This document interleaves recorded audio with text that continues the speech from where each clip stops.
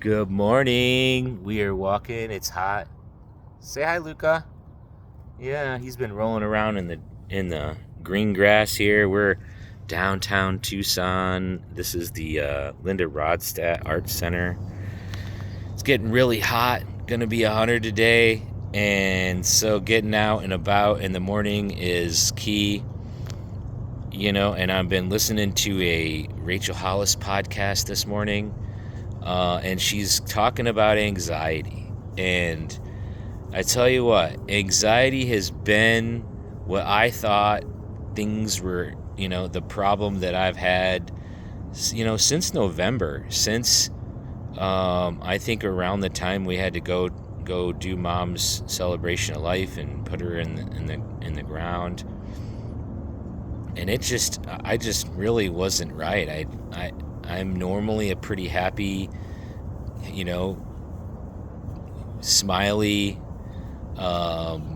positive guy, talkative, and wanting to be with people, and just the way I've been living my life a bit, running my Airbnb, and I got really isolated, and so I don't think that served me, but things are getting better. The springtime, it's a new season. I hear winter is probably not the best time for me in general. I kind of look back and I'm like, I like to go home and see my family at Christmas time, but I don't like winter. I moved to Tucson because I got tired of being cold in Colorado. And there's sun. It just was cold, right? So anyway, listening to this podcast on anxiety made me think of, there's different words for how we feel, and exploring how we feel, and not just saying I feel anxious or depressed or my grief, right? And yesterday, I gotta say, guys, I almost felt like I hit rock bottom. Things have been going good. You've seen me start to post again. You've seen me share on how I'm feeling, and the weather's great here, so I get out with my dog. I'm living in the city, but for me in the mornings, some negativity feelings come through, and I will say in the past, what has worked is kind of pretending I'm a fly on the wall and looking down on myself and just saying, like, there's Harley in bed, he seems to be feeling terrible, a kind of way, and that helps me get through the moment. But yesterday morning, I was feeling so terrible in my bed that I think even Luca could sense it. He got up and really was aggressively licking my face. He was aggressively like, "Are you okay? Are you gonna be all right?" And it turned me into this. It turned this negative, terrible feeling into, I'm just so thankful for you, Luca. I'm just so thankful that there's somebody here that cares about me like you do. He's been with me for over a decade, making me get up and go take her for a walk, and that's good for us both. But it was bad. It was like a rock bottom feeling. And I was able to put the word hopelessness to how I was feeling. And so now, like, I talked to some family, I talked to some friends, end up having a really positive, good day. After I had to get out of this feeling of hopelessness. What is this coming from? How am I being so anxious in whatever this, grief process is that puts me into a hopelessness? And I don't think I've ever been in my whole life in situations of hopelessness. I've been stuck. I've had my head stuck in a raft in a class 5 rapid that was a bad situation. I have been in some really bad situations on the river. I've seen people die, but I've never felt like it was hopeless or I'm in, when I get into a bad situation, I almost feel calm and peace and calm. has been a hard thing for me to get to lately. And I think that's what I've been trying the most to do, is try to get to a state of peace, give myself some self-compassion and some calm. But yesterday I was able to say I think this negative feeling that I'm feeling is called hopelessness. So what's the opposite of hopelessness? Hope.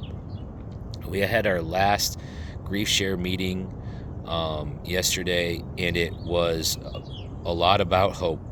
So we looked at what's a definition of, hope, and I was just stuck in, it's like trustworthiness and trusting that everything's going to be okay. And I just got stuck on the opposite of hope is hopelessness. And so for me, being able to say I feel hopeless, now I know, all right, flip that to hope, Harley. Now I know what's given me this negative feeling. Now I know kind of what's going on, right? So that's my kind of tip in how I'm feeling and what I would share with folks. I read a book by Brene Brown called Atlas of the Heart. And the purpose of that book is trying to figure out what's the difference between anxiety and hopelessness, anxiety and worry and depression. Worry, depression, anxiety, and things are all different. I've learned in counseling that depression is maybe thinking about the past. Anxiety is worrying about the future. When you feel, they're very similar feelings, and that they kind of put you in the same negative mindset, right? I have always been curious, and Chris Voss says to get curious, to get anybody that's in a negative mindset or angry into a positive one. Get curious about your counterpart that you're talking to, dealing with, negotiating with. And I tell you what, I've been super curious as to what it is and how it is I'm feeling terrible, even though things are getting better. So this hopelessness word, and I know that things aren't hopeless, but I was sitting and opening up my computer yesterday, and I saw this picture of a beach, and I look at things like that, and I'm like, I'm never going to be able to make it to a beach ever again. I'm never going to be able to afford to make enough money to take a vacation to a Caribbean or something like that.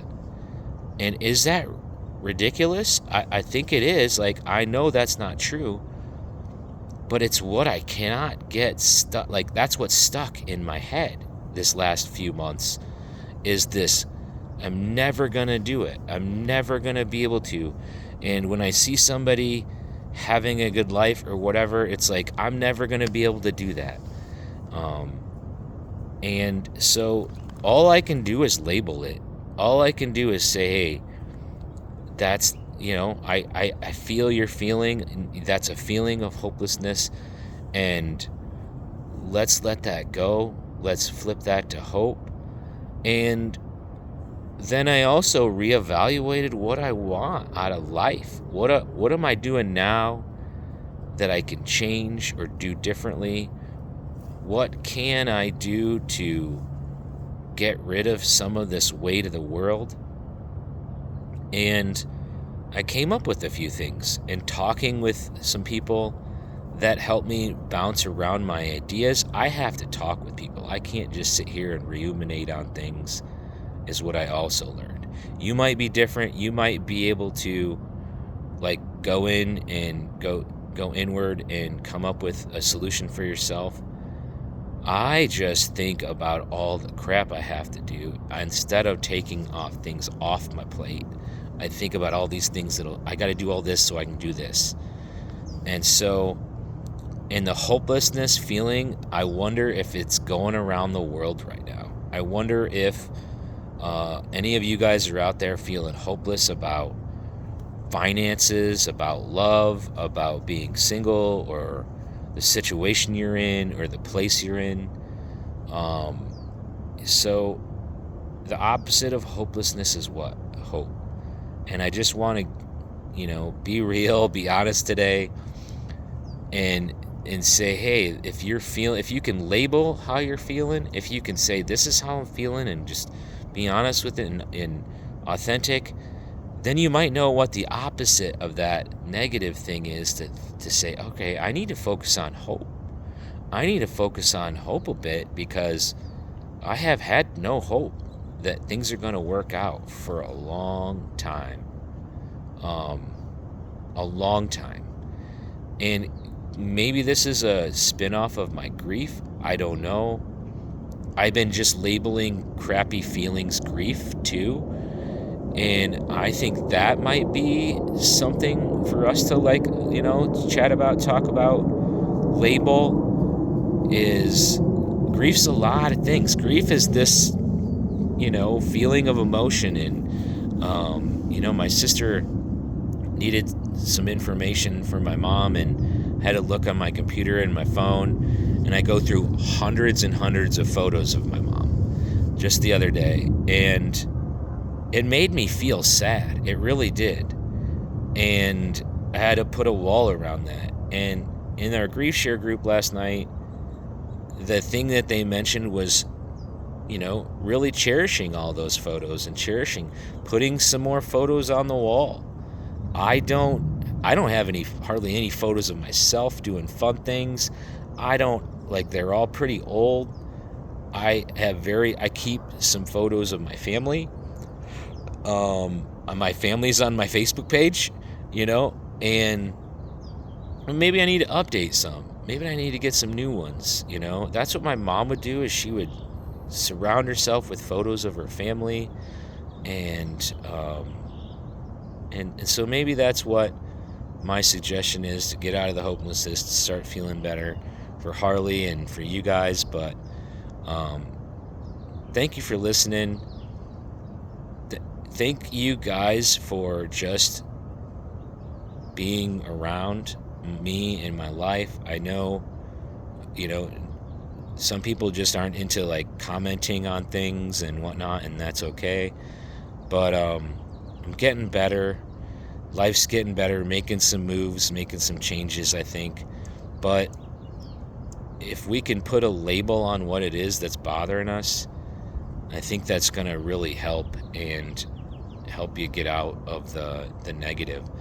I almost felt like I hit rock bottom.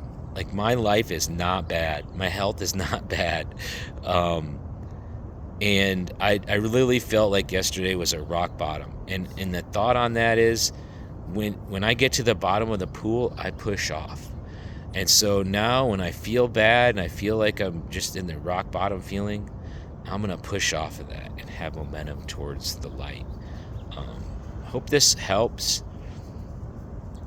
I really think that the world and everything is very different and very hard to read the tea leaves now. But maybe we can keep pushing off when you have a negative day and you feel like you're at the bottom of the ocean or the bottom of the pool.